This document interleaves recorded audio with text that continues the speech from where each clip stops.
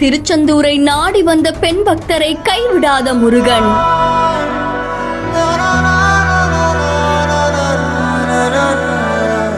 நொடி பொழுதில் உயிர் தப்பிய அதிசயம்.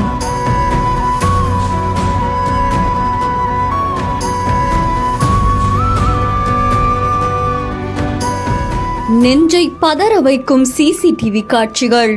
அறுபடை வீடுகள்ல இரண்டாம் படை வீடான திருச்செந்தூர் அருள்மிகு சுப்பிரமணிய சுவாமி கோவில்ல ஏராளமான பக்தர்கள் வந்து சுவாமி தரிசனம் மேற்கொள்வாங்க.